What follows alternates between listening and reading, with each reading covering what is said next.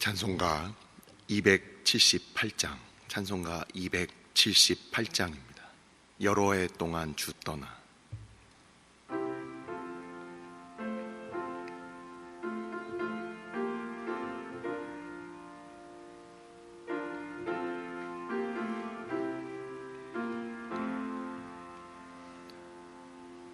여러 해 동안 주 떠나 세상 연락을 즐기고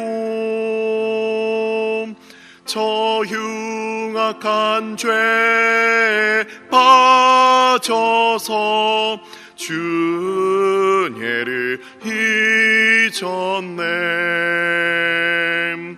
오 사랑의 예수님, 내 맘을 곧 엽니다. 곧 들어와 나와 함께하며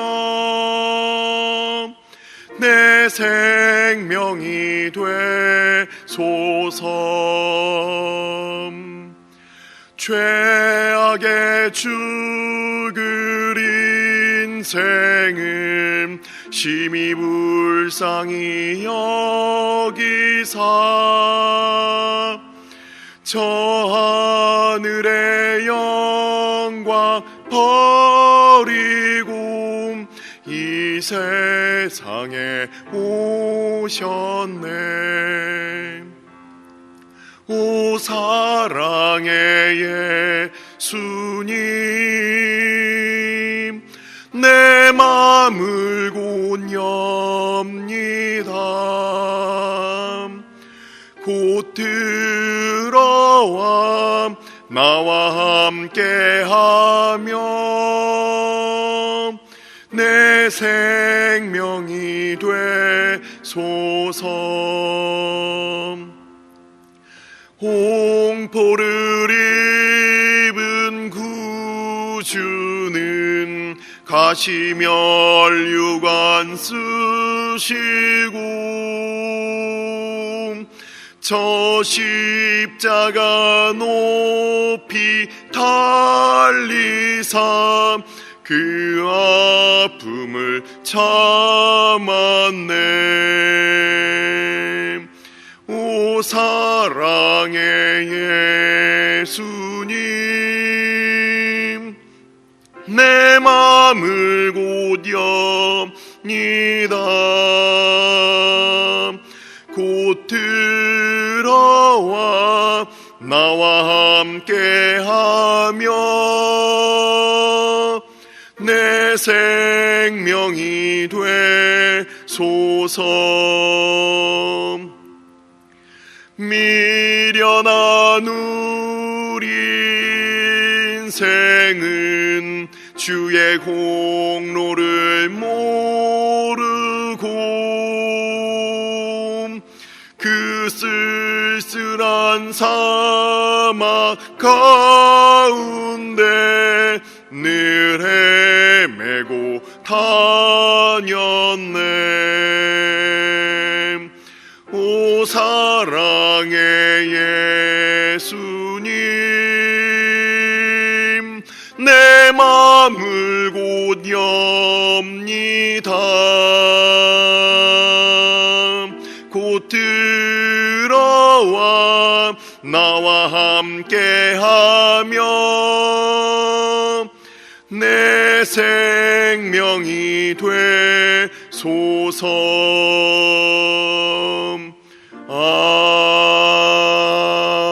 아멘. 오늘의 말씀은 예레미야 3장 11절부터 18절까지 말씀. 예레미야 3장 11절부터 18절까지 말씀입니다. 다 같이 한 목소리로 합독하도록 하겠습니다. 여호와께서 내게 이르시되 배역한 이스라엘은 반역한 유다보다 자신이 더 의로움이 나타났나니 너는 가서 북을 향하여 이 말을 선포하여 이르라. 여호와께서 이르시되 배역한 이스라엘아 돌아오라. 나는 노한 얼굴을 너희에게로 향하지 아니하리라. 나는 긍휼이 있는 자라. 노를 한없이 품지 아니하느니라. 여호와의 말씀이니라. 너는 오직 내 죄를 자복하라. 이는 내 하나님 여호와를 배반하고 내 길로 달려 이방인들에게로 나아가 모든 푸른 나무 아래로 가서 내 목소리를 듣지 아니하였음이라. 여호와의 말씀이니라. 여호와의 말씀이니라. 배역한 자식들아 돌아오라. 나는 너희 남편이라.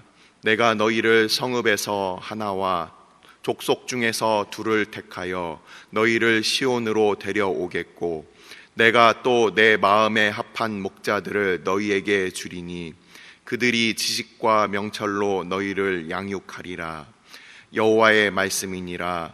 너희가 이 땅에서 번성하여 많아질 때에는 사람들이 여호와의 언약궤를 다시는 말하지 아니할 것이요 생각하지 아니할 것이요 기억하지 아니할 것이요 찾지 아니할 것이요 다시는 만들지 아니할 것이며 그때에 예루살렘이 그들에게 여호와의 보좌라 일컬음이 되며 모든 백성이 그리로 모이리니 곧 여호와의 이름으로 말미암아 예루살렘에 모이고 다시는 그들의 악한 마음의 완악한 대로 그들이 행하지 아니할 것이며 그때에 유다 족속이 이스라엘 족속과 동행하여 북에서부터 나와서 내가 너희 조상에게 기업으로 준 땅에 그들이 함께 이르리라.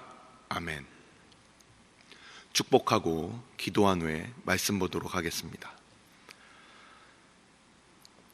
여호와는 내게 복을 주시고 너를 지키시기를 원하며 여호와는 그의 얼굴을 내게 비추사 은혜 베푸시기를 원하며 여호와는 그 얼굴을 내게로 향하여 드사 평강 주시기를 원하노라.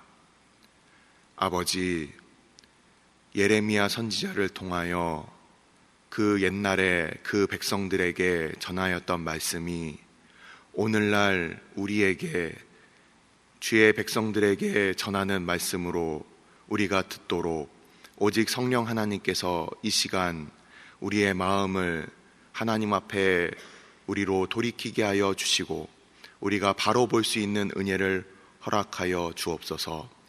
아버지, 선지자들을 끊임없이 보내시며 그 땅을 향하여 그렇게 경고하였음에도 불구하고 그들의 죄성이 어찌나 그렇게 하나님 말씀을 듣기를 싫어하였는지 오늘날 우리 자신이 늘 하나님의 말씀을 접하면서도 우리가 하나님께 나아가기를 그리도 싫어하며 우리의 모습들을 우리가 그 말씀 가운데 봅니다.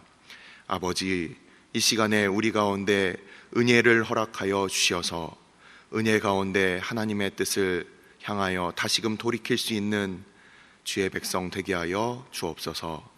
이 시간 말씀을 전하는 자와 듣는 자 가운데 동일한 주의 성령께서 은혜를 베풀어 주시고 우리가 주의 말씀 앞에 나아갈 때마다 늘 하나님을 두려워함과 사랑함으로 나아가게 하여 주옵소서. 이 모든 말씀 우리 주 예수 그리스도의 이름으로 감사하며 기도드리옵나이다. 아멘. 예레미야 선지자의 그 말씀이 이제 3장으로 접어들었습니다. 선지서라는 그 말씀을 우리가 접할 때마다 항상 그 두려움을 갖게 되는 것이 당연한 것입니다. 다윗에게 그 왕으로 예선하여 기름 부음을 위하여서 베들레헴에 도착한 사무엘을 사람들이 맞아들이면서 평안을 위해서 오셨습니까? 이렇게 두려워하는 것과 같은 거예요. 선지자가 한번 딱 뜨면은 선지자가 그 목전에 나타났다 그러면 이것은 뭔가 하나님으로부터 뭔가 심판의 메시지, 경고의 메시지가 오겠구나, 이런 것들을 당시에는 다 알고 있었어요. 그렇기 때문에 선지자 사무엘이 베들레헴에 도착하니까 그 성읍의 장로들이 나와서 평안을 위해서입니까? 그때 사무엘이 평안을 위해서다. 그러니까 안심이다 하고서 그렇게 사무엘을 맞아들이는 그 장면을 우리는 기억을 하고 있습니다. 이 예레미야 선지자도 마찬가지입니다. 이 선지자라는 이 직분 자체가 예수님의 그 삼중직 중에 하나인데, 기름 부음을 받은 그 사람이 선지자와 제사장과 왕입니다. 이것이 바로 기름 부음을 받는 당시의 삼중 직분이었어요. 예수님은 이 세 가지에 다 해당하는 바로 그리스도의 삼중직이 바로 이 기름 부음을 받은 이 선지자요, 왕이요, 또한 제사장으로서, 이 제사장은 백성들의 무리를 하나님께로 이끌어가는 바로 그 역할을 합니다. 선지자는 어떤 역할을 하는 사람입니까? 하나님의 말씀을 가지고 그가 백성들에게 나아오는 것이 바로 선지자의 역할입니다. 그래서 이 제사장은 백성들의 그 상황을 살피고 그 백성들을 대표해서 그들을 하나님께로 이끄는데, 이 선지자는 백성들의 눈치를 보는 사람이 아니에요. 정확하게 하나님의 말씀과 그 마음을 알아서 백성들에게 있는 그대로 전하는 것이 바로 선지자의 역할입니다. 그래서 오늘날 교회는 백성들의 무리를 하나님께로 이끌어가는 바로 그 역할을 함과 동시에 하나님의 말씀을 있는 그대로 또한 세상을 향하여 우리가 전하는 그 역할을 하는 것이 바로 우리 그리스도인들이라는 겁니다. 그리고 왕이라는 것은 더 이상 죄의 권세 아래 있지 아니하고 하나님의 그 자녀로서, 하나님의 그 권속으로서, 왕으로서, 왕자로서, 공주로서 우리가 더 이상 죄의 지배를 받지 않는 바로 그러한 왕 같은 제사장이라는 거예요. 그리스도의 삼중직이 바로 오늘날 동일하게 교회 그리스도인들에게도 우리가 적용이 된다는 것입니다. 그래서 이 선지자라는 이 특별한 직분은 하나님으로부터 하나님의 대표로 이 백성들에게 그 말씀을 전하는 바로 그 역할을 하게 되는 겁니다. 오늘 예레미야 선지자 이 3장을 보시면 바로 오늘 읽은 이 11절부터 18절 이 바로 전문맥에 바로 유다 백성을 향하여 이제 예레미야 선지자가 말씀을 전하는 것이 나옵니다. 오늘 나오는 이 11절에는 갑자기 뜬금없이 북이스라엘에 대하여 그렇게 말씀을 전하고 있어요. 실제 북이스라엘은 어떤 상황이었느냐? 이 요시야 왕이 있었던 이 시절에는 실제 북이스라엘은 다 망해버렸습니다. 당시에 600년경의 그 남유다 상황이었는데, 이 북이스라엘은 그보다도 120여 년 전에 벌써 망해버린 나라예요. 북이스라엘은 언제 망했습니까? 주전 722년에 북이스라엘은 망했습니다. 이미 망해버린 나라예요. 근데 오늘 말씀을 보면 이 11절을 보시면 이미 망해버린 북이스라엘을 향하여 이 선지자가 하나님의 말씀을 전하고 있습니다. 바로 이 앞에 있는 그 문맥과 우리가 같이 이어서 생각을 해야 되는데, 이 예레미야 3장의 이 앞에 있는 문맥 한번 보시기 바랍니다. 6절에 보시면은 요시야 왕 때 이 예레미야가 하나님의 말씀을 이제 듣고 전하는 장면이 나옵니다. 근데 그곳을 보면 너희가 모든 푸른 나무 아래로 가서 거기서 행음하였다라고 되어 있어요. 남쪽 유다가 푸른 나무 아래에서 행음했다. 우리 그동안 성경에 대해서 많이 연구를 하신 분들은 이미 아실 겁니다. 푸른 나무가 어떤 뜻인지. 그것은 사당이라고도 하고 산당이라고도 불리우는 곳입니다. 그 이스라엘에 산이 있는데 보통 산에 그 수맥이 있거나 아니면은 뭔가 이렇게 그 개울이 있는 곳 가운데 이 나무들의 군락들이 이제 생기게 됩니다. 그 중에서 아주 오래된 나무들은 그 나무 잎사귀가 푸르르고 그리고 그 둥치가 커서 그가 어떤 아세라를 생각하게 만드는 어떤 그 목상 같은 그런 형상이 되는 거예요. 그러니까 그 밑에서 사람들이 그 크고 푸른 나무를 우리나라에서는 보기가 굉장히 쉽지만, 하지만 이스라엘 같이 그렇게 간조한 땅에서는 그것을 쉽게 접할 수가 없어요. 그러니까 이 땅의 어떤 그 기운과 어떤 농사가 잘 되는 그런 것들을 대표하는 그런 푸른 나무 아래에서 이 백성들이 농업의 신을 그렇게 섬기면서 그들이 같이 모였다는 겁니다. 그래서 이 푸른 나무 아래에서 행음하였다. 이것이 바로 다른 신을 섬겼다. 아세라와 바알을 섬겼다. 이것이 바로 북이스라엘의 당시의 그 형편이었습니다. 호세아서 6장 1절부터의 말씀을 여러분들이 보시면 뭐라고 되어 있는지 제가 찾아서 읽어드리도록 하겠습니다. 호세아서 6장 1절부터 3절까지 이 백성들이 끊임없이 선지자들이 너희들 그렇게 행음하면 안 된다, 그러니까 이렇게 얘기하고 있어요. 호세아서 6장 1절부터 3절입니다. 오라, 우리가 여호와께로 돌아가자. 여호와께서 우리를 찢으셨으나 도로 낫게 하실 것이요 우리를 치셨으나 싸매어 주실 것임이라. 여호와께서 이틀 후에 우리를 살리시며 셋째 날에 우리를 일으키시리니 우리가 그의 앞에 살리라. 그러므로 우리가 여호와를 알자. 힘써 여호와를 알자. 그의 나타나심은 새벽빛같이 어김없이 비와 같이 땅을 적시는 늦은 비와 같이 우리에게 임하시리라 하니라. 우리는 이 구절을 찬양으로도 부르고 굉장히 은혜로운 구절이라고 생각을 합니다. 하지만 이 호세아서 6장 1절부터 3절까지 말씀은 하나님 앞에 지적을 받으면 네, 돌아갈게요 이렇게 그냥 입으로만 행동은 돌이키지 않고 그냥 입술로만 그렇게 회개를 외치는 그런 북이스라엘을 향하여 호세아 선지자가 그것을 지적하고 있는 장면입니다. 오늘 말씀으로 돌아오면 바로 똑같은 그 구절이 똑같이 나옵니다. 4절과 5절입니다. 3장 4절과 5절. 내가 이제부터는 내게 부르짖기를 나의 아버지여, 아버지는 나의 청년 시절의 보호자이시오니. 여기서는 또 각주를 보시면 동무이시오니, 친구이시오니 이렇게 되어 있습니다. 노여움을 한없이 계속하시겠으며 끝까지 품으시겠나이까 하지 아니하겠느냐. 보라, 내가 이같이 말하여도 악을 행하여 내 욕심을 이루었느니라 하시니라. 북이스라엘이 푸른 나무에서 행음하며 그렇게 하나님 앞에서 입술로만 나는 회개합니다 했던 이 모습과 똑같이 남쪽 유다도 푸른 나무에서 아래에서 행음하며 동일하게 입술로만 아이고 하나님은 내 아버지십니다 이러면서 동일한 그 짓거리를 하고 있다는 거예요. 이것을 예레미야 선지자가 이 3장에서 얘기를 하고 있는 겁니다.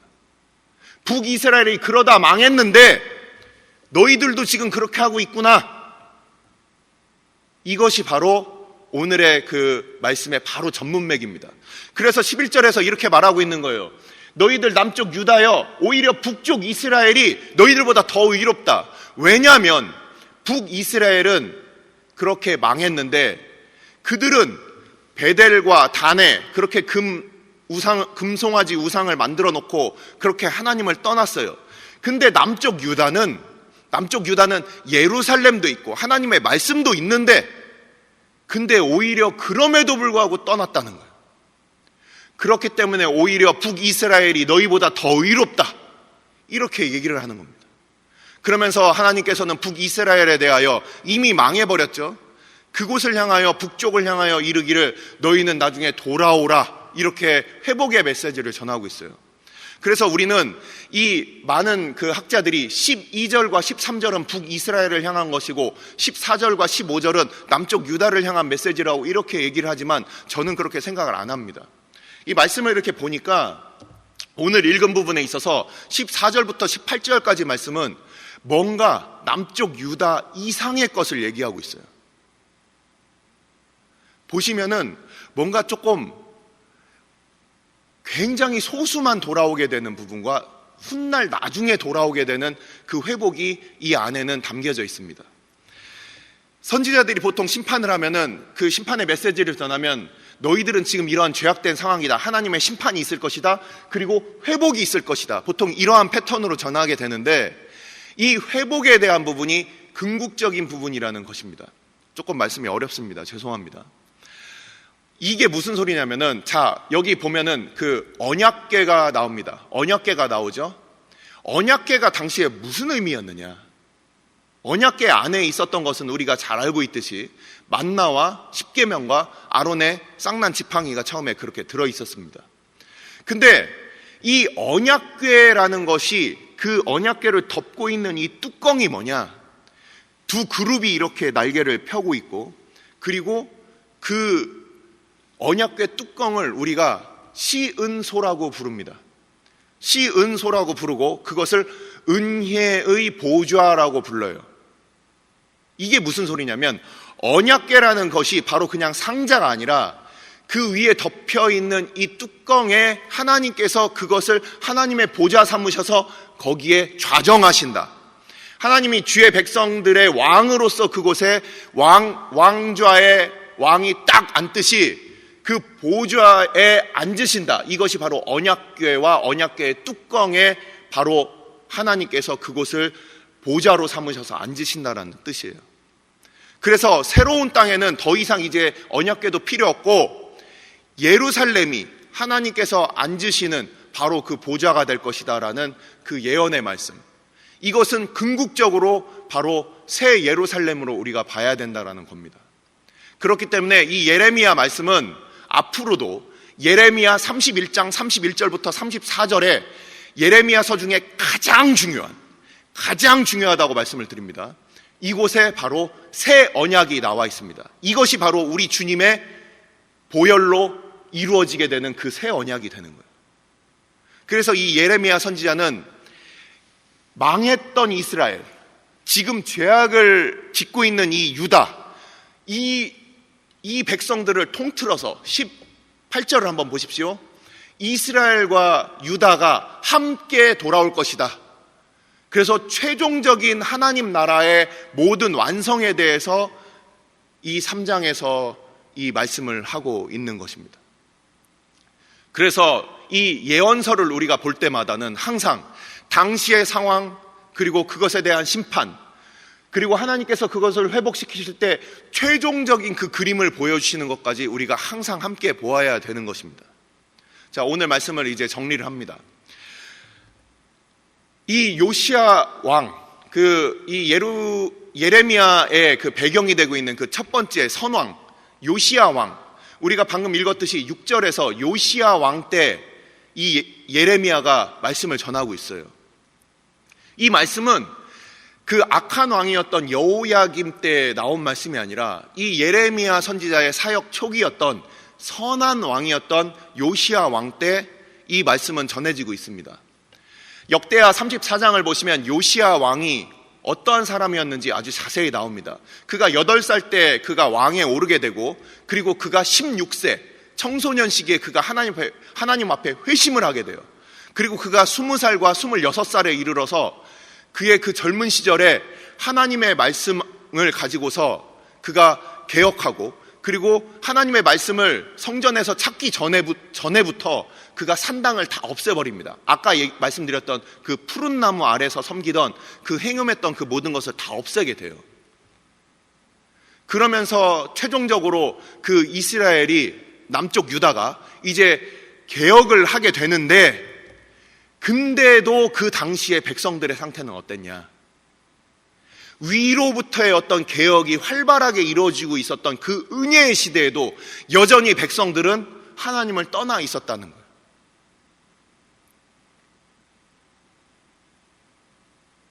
우리가 착각할 때가 있습니다.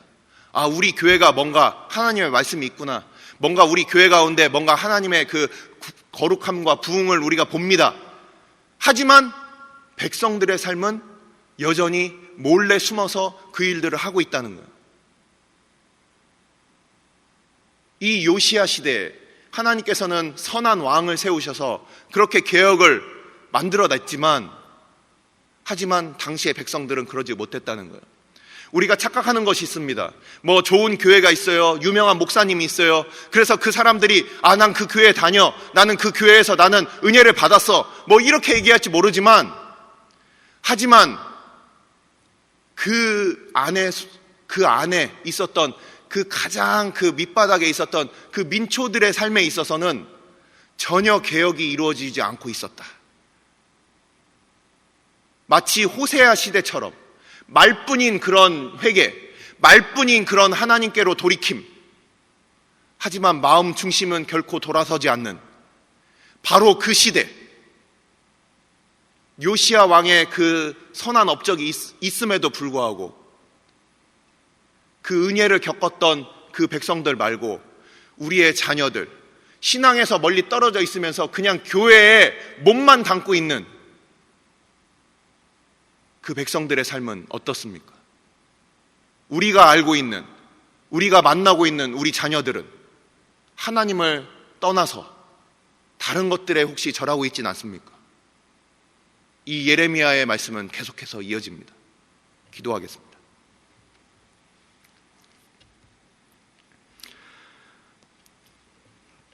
우리가 이 시간 함께 기도할 때 그 배역한 그 백성들을 하나님께서는 잊지 않으시고 그들을 성읍에서 하나 또는 족속에서 둘을 불러서 내가 시온으로 인도할 것이다. 참으로 한 성에서 한 사람이라면, 한 도시에서 한 사람이라면 너무 작은 숫자입니다. 한 민족에서 두 사람이라면 아주 적은 숫자예요. 하나님을 알고 경외하는 그런 사람들이 참으로도 희귀하고 우리가 눈 씻고 찾아보기 힘든 그런 시대가 되어버렸습니다. 정말 마음 중심으로 하나님을 경외하고 하나님의 말씀에 목숨을 거는 사람들은 이제는 다 사라져버리는 그런 시대입니다.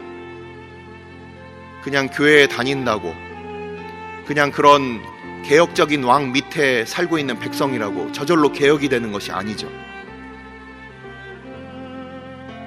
오늘 우리의 신앙의 모습은 어떻습니까? 우리의 자녀들의 신앙의 모습은 어떻습니까? 교회에는 다니지만 예배 시간에 다 눈 뜨고 핸드폰 보고 어른들은 뒤에서 신문 보고 쇼핑하고 만화책 보고 예배 자리에는 앉아있지만 엄마들은 애들 데리고 와서 모자실에서 떠들고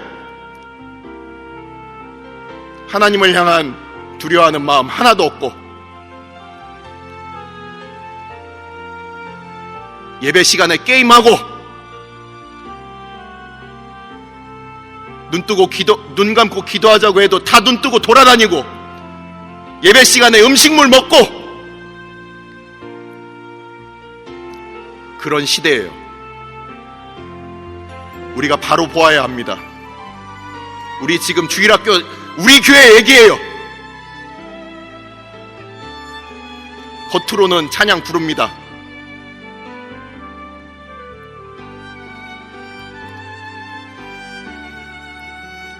이런 시대 가운데 이 말씀을 우리가 들어야 합니다. 우리 자녀들 가운데 하나님, 우리들 마음 가운데 하나님을 향하여 온전한 돌이킴 허락해 달라고 이 시간 함께 기도하도록 하겠습니다.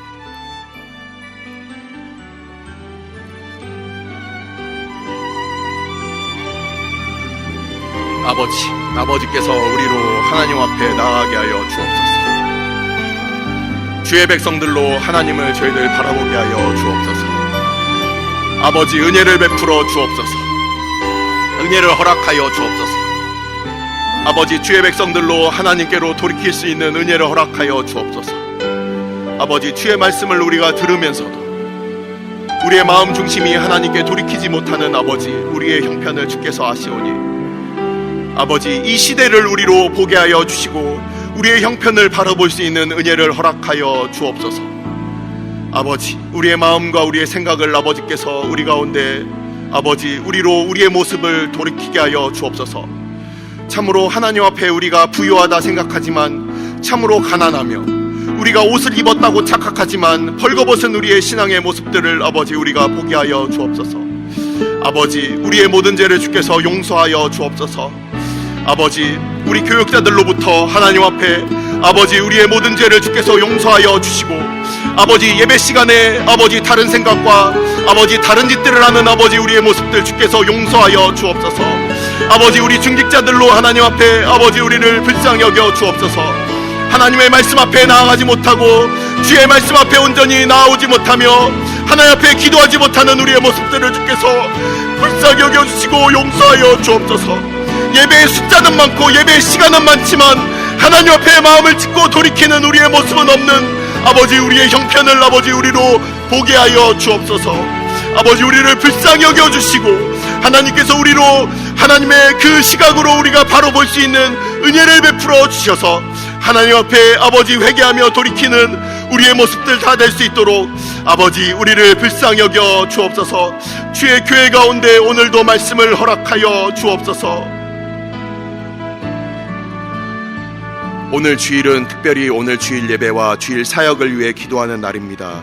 이 시간 기도하실 때 오늘 예배가 하나님 기뻐하시며 하나님의 임재가 있는 예배가 되게 해달라고, 오늘 강단을 살려주시며 말씀 전하시는 목사님 위에 성령으로 기름 부어 달라고, 교회 모든 부서와 섬기시는 일꾼들이 먼저 큰 은혜 누리게 해달라고, 계속해서 담임 목사님을 위해 기도해 주시고 함께 동역하시는 장로님들과 교역자들이 사랑으로 하나 되어 온 교회가 성령으로 충만한 가운데 부흥의 역사를 이루게 해달라고, 주일 예배와 사역을 위해 합심으로 기도하신 후에 자유롭게 기도하시면 되겠습니다. 이 시간 기도하실 때 먼저 저를 따라해 주시기 바랍니다. 주여, 은혜를 베풀어 주옵소서. 주여, 은혜를 베풀어 주옵소서. 다 같이 합심으로 기도하겠습니다.